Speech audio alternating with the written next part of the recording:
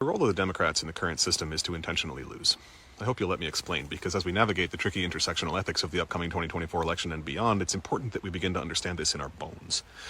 50 years ago, the U.S. had two political parties, Republicans and Democrats, and both had genuine public support, and both platforms held some public appeal. And then the right wing realized that there was unimaginable money to be made from corporate campaign funding, so they abandoned their entire platform and dedicated themselves completely to allowing the exploitation of the environment and the working class to give every single penny to the ultra-rich.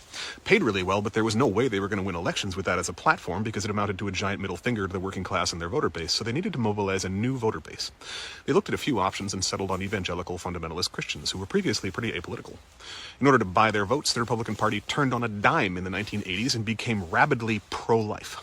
Before this, the Republicans were openly pro-choice, because abortion is a personal right, and they were the party advocating personal rights. This marked the start of the modern culture wars, where the right invents boogeymen to terrify their base into ignoring the fact that their entire platform is basically steal all your money and give it to the rich, while destroying the environment we live in. The Democrats quickly followed suit, starting with Clinton. They also abandoned any actual representation of their base for corporate cash grabs, including massively lucrative arms deals and warmongering, in order to funnel billions through the Pentagon into their corporate funders' pockets. So the only two major political parties in the most powerful country in the history of the world both completely sold out to corporate interests some 30 to 40 years ago, which has led to an ever-widening gap between public opinion and legislation.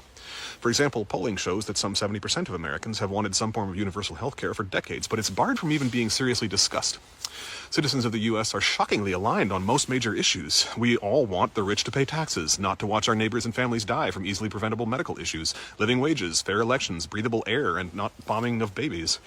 Corporations want the exact opposite, or more accurately, they want the record-breaking profits they can extract from the opposite. This creates a real quandary for both Republicans and Democrats alike.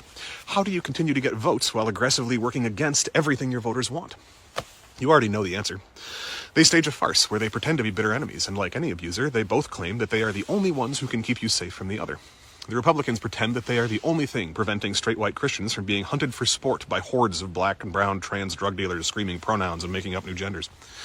The Democrats pretend that they are the only ones who can save you from the coal-guzzling fascists literally storming the Capitol. The fact that one boogeyman is totally fictional and the other is very real doesn't change their tactical exploitation and the presentation of themselves as your only hope at all. And they've gotten really good at this dance. They do a great job at it now. They look genuinely enraged at each other as they denounce the other side of the aisle, while all of them vote unanimously for the same tax cuts for the rich and bloated military budgets and genocides that line their funders' pockets.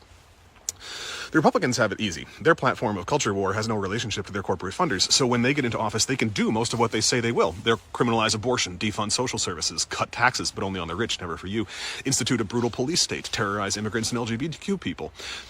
The Democrats have a real problem, though. Their nominal platform is at odds with their corporate sponsors, so they do the only logical thing from that position. They intentionally lose. Every time they make a catch, win an election, they intentionally fumble the ball. We're all so used to seeing this farcical dance that we can't even really register it anymore, but the Democrats have had the Senate, House, and presidency simultaneously multiple times in the last few decades. At any one of those times, they could have actually made change. They could have codified Roe versus Wade. They could have passed legislation eliminating all student debt. They could have cut military spending, taxed the rich, passed universal health care. They could have capped emissions and maintained a livable environment. Our country and world could be very, very different than it is. It really doesn't have to be like this. But if they did those things, they would then gain massive public support and actually run the country, but they would lose all their corporate funding. So that's not actually what they want.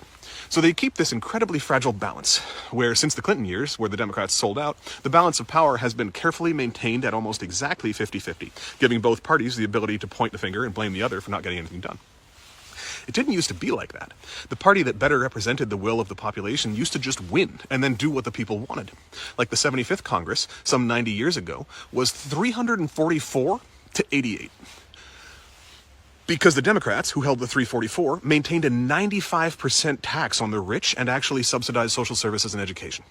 If today's Democrats simply adopted the platform of their own party from 90 years ago, they would win every election in a landslide. But they actively don't want to win. For many of us millennials, this was really driven home by the 2016 election cycle. Polls were crystal clear. In every single poll, Bernie Sanders beat Trump by double digits and Hillary Clinton lost to Trump. The DNC pulled out all the stops. They lied, cheated, stole so much in order to force Sanders out and put Clinton up as the candidate that it was impossible not to see it. It looked insane to many of us. We felt crazy. I remember literally watching them kick Sanders delegates out for asking questions that they didn't want to answer at the Democratic National Convention in Maine. I remember watching them shut down polling places where Sanders had strong leads. All the things that the MAGA thinks happened in the 2020 election, the DNC literally did and didn't even bother to hide in 2016. They were taken to court for it, and they didn't even deny that they rigged the primary. They just said, hey, we're a private company. We're under zero obligation to run fair elections. We can nominate whoever we want. The voting is just a farce. That was their legal argument, and they won with it. I remember hearing people scream at the DNC officials, do you want to lose? And slowly understanding that, yeah, that was exactly what they wanted. They would literally rather lose with Clinton than win with Sanders. Because when they lose, they can then say, gosh darn it, we tried, but they won this round. Please donate more. They get to look like the good guys who keep trying but just keep getting beaten down by the forces of fascism and racism and hate.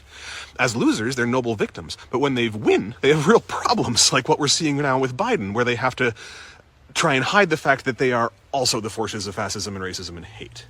If Trump had won, he'd likely be doing the exact same thing, but it would be normal. We'd all expect it, and the DNC would fundraise like crazy. When a Democrat commits genocide, though, we're supposed to see it as atypical. Unflinchingly committing genocide is supposed to read as, oh, a little oopsie from an otherwise ethical, humanitarian, democratic leader. The fact that the Republican platform doesn't interfere with their corporate interests and therefore they can enact the policies they promise to, while the Democrats have to constantly appear to fumble and fail in their oh-so-genuine efforts to create change, has of course led to the rightward drift of U.S. politics over the last decades, to the point where Republican elected officials are now openly saying out loud that we should kill all Palestinians, while the House just voted near unanimously that anyone who says we should not commit genocide must be anti-Semitic. That shift is noteworthy. If any politician had stood up and publicly said that we should kill all of a given race 50 years ago, they would have rightfully been called a Nazi and lost all public credulity. Today, that's accepted on the floor of a state house, while opposing genocide is condemned and literally censured. That's pretty intense, and it's like that across the board. The only thing that matters in political discourse is controlling the parameters of the narrative. What is outside the bounds on each side? If you control these two bookends, then the content of what is said in between them becomes wholly irrelevant. Both bookends have been steadily shifting to the right for a long time, to the point where now right-wing politicians openly advocate ethnic cleansing, and left-wing politicians just quietly fund ethnic cleansing. And anything to the left of funding ethnic cleansing is literally censured. Remember how 100 years ago the Democrats controlled like 80% of Congress and they taxed the rich at 95% in a way that gave the U.S. the strongest economy in the history of the world? Now, if any elected official is crazy enough to suggest that the rich should pay any taxes at all, they're labeled as communists and laughed out of the room. So I paid more taxes than Jeff Bezos last year. The cost of living's through the roof, federal minimum wage is still $7.25, and we're watching our tax dollars bomb babies. But the Democrats, who are currently the ones bombing babies, are our saviors. And if we just vote for them a little bit more, then they'll save us all. Most notable in all of this is that if anyone speaks up who actually represents the will of the American people, they're mocked and driven out of the conversation. So people like Claudia de la Cruz or Cornel West are effectively barred from any presence in the mainstream media, or if they are covered, it's as an anomaly and immediately condemned as stealing votes from the real candidates. Notice that framing. It's not that Biden or Trump are losing through their complete failure to represent anything like what the people want. It's that anyone who represents what the people want is stealing votes from them. If you'd like to understand the mechanisms and expressions of this political narrative of control better, I can't recommend Chomsky enough. Since reading his masterwork, Manufacturing Consent, a Propaganda Model of the Media, I have never seen the world the same way. That book is dense, but he covers the same content in a much more digestible fashion in the 1988 CBC Massey lectures titled Necessary Illusions, which is also in print as a book by the same name. But that's a 4-hour lecture set from 35 years ago, and it's worth every second. But don't take my word for it. Just watch and look at the track record. If the Democrats wanted to win, they'd do what 75% of the country wants and stop funding genocide and enact a ceasefire. But they're doing the exact opposite, and it may very well have the effect of putting Trump back into office.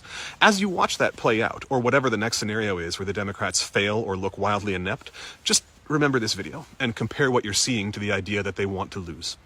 If they wanted to win, we all know how they could. They're not doing that. So ask yourself what priorities would lead to their actual ineffective course of action, and whether those priorities align with yours, your neighbors, and those of everyone who wants a safe, livable world.